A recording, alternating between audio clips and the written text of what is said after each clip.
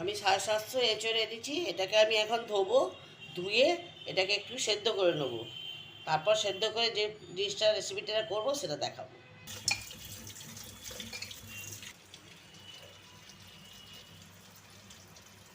এঁচড়ে আমি এই জলটা দিচ্ছি, একটু বেশি করে দিতে হবে। একটু জল দিয়ে এবার বয়েল করবো এটা। অল্প করে আমি নুন দিয়ে দিচ্ছি, যেটা হালকা নুনটার ভেতর ঢুকবে। নুনটা দিচ্ছি অল্প, আর অল্প হলুদ দিয়ে দিচ্ছি।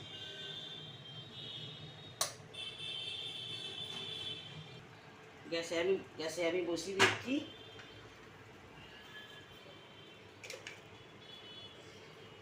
এবার ঢাকনাটা আমি দিয়ে দেবো,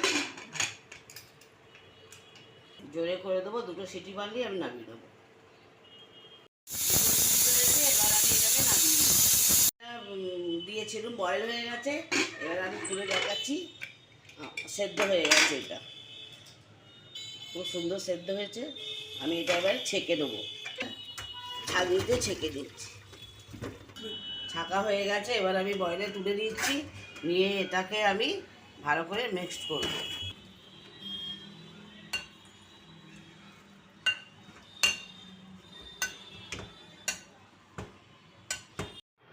এটা আমি এইভাবে চটকে নিয়েছি এটাকে, কাঁঠালটাকে। আর এবারে আমি একটু বেসন দিচ্ছি, যতটা বেসন লাগবে সেইভাবে দেবো, কেন একটু জল থাকে তো, জলের জন্য বেসনটা একটু শুকনো করে নিতে হবে। আর অল্প স্বাদ মতো নুন দিয়ে দিচ্ছি,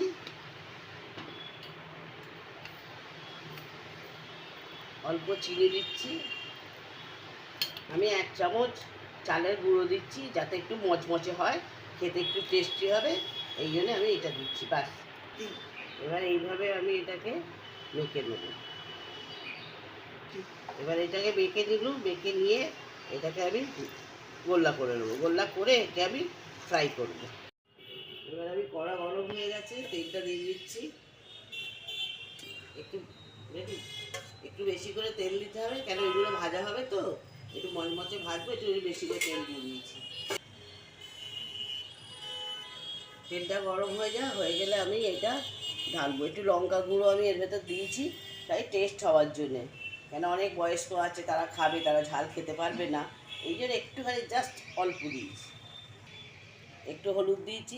আপনারা এইভাবে দেবেন। আপনারা যদি খুব ঝাল খান তাহলে একটু বেশি দেবেন, আর যদি বয়স্করা থাকে তাহলে অল্প করে দেবেন।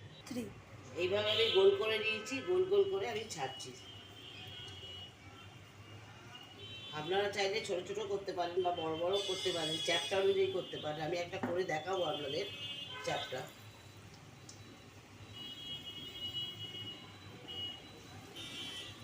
এই গোল গোলগুলো করে নিয়েছি, বড় বড় করে দিচ্ছি আমি।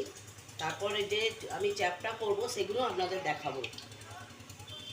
এভাবে আমি লাল লাল করে দিয়েছি, একদম ব্রাউন কালারে এসে গেছে। দেখুন খুব সুন্দর এসেছে একদম।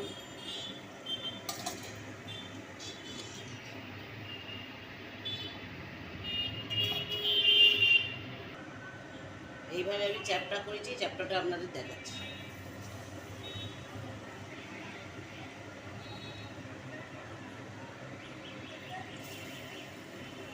একদম এটা সম্পূর্ণ নিরামিষ হচ্ছে, এতে কোনো পেঁয়াজ রসুনের কোনো নেই, কাজ নেই, কেন সব নিরামিষ।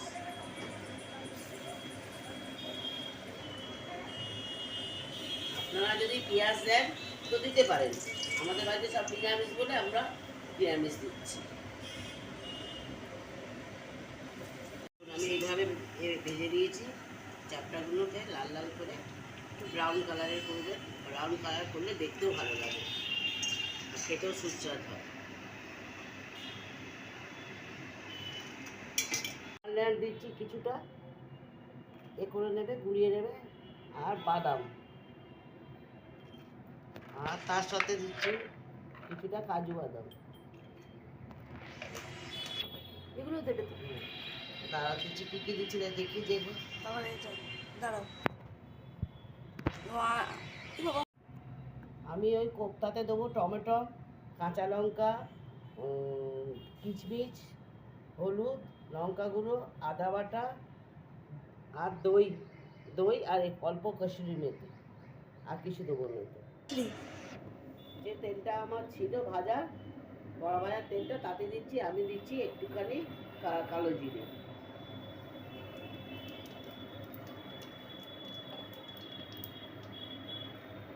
আর কসুরি মেথিটা দিয়ে দিচ্ছি এতে।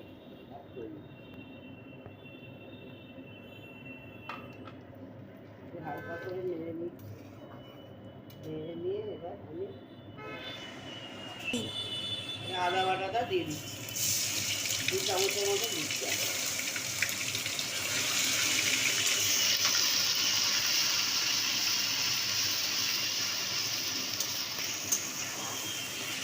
টমাটোটাও দিয়ে দিচ্ছি আমি এতে, দিয়ে আমি একটু হালকা হালকা করে নাড়ব।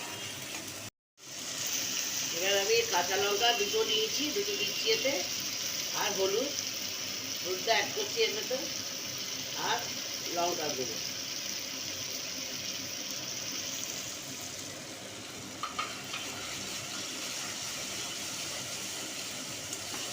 দেখুন আমার এইভাবে মশলাটা কষে গেছে, তেলও ছেড়ে গেছে, খুব সুন্দরভাবে তেল ছেড়েছে। এবার আমি স্বাদ অনুযায়ী নুন দিচ্ছি,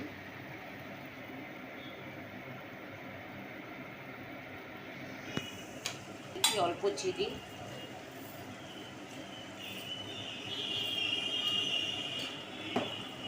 এবার এটাকে আমি নাড়বো, একটুখানি নেড়ে জল ঢেলে দেবো। দেখুন আমার একদম তেল ছেড়ে গেছে, একদম পরিষ্কার হয়ে গেছে, খুব সুন্দর। এবার আমি জলটা অ্যাড করছি, আর একটু জল দেবো, অল্প করে জল দিচ্ছি। তরকারিটা আবার উঠছে, এবার আমি এইগুলো এতে অ্যাড করে দিচ্ছি, বড়াগুলো।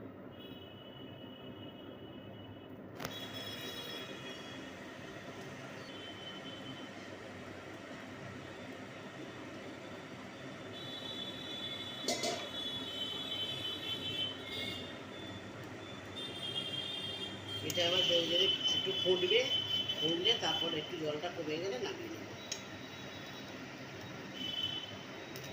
আমার রেসিপিটা যদি আপনাদের ভালো লাগে তাহলে একটা লাইক আর শেয়ার করবেন, বন্ধু বান্ধবদের একটু শেয়ার করে দেবেন, আর কমেন্টে লিখবেন কীরকম হয়েছে ডিশটা।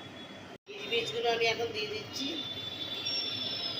ছড়িয়ে দিচ্ছি। আমার এটা রেসিপিটা হয়ে গেছে। এবার বাদাম যেটা কুড়গুলো ছিল সেটা দিচ্ছি হালকা করে,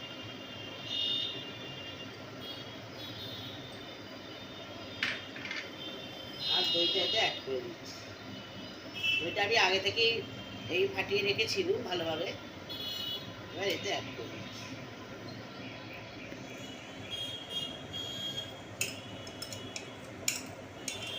দইটা একটু বেশি করে দেবেন, তাহলে খেতে একটু ভালো হবে।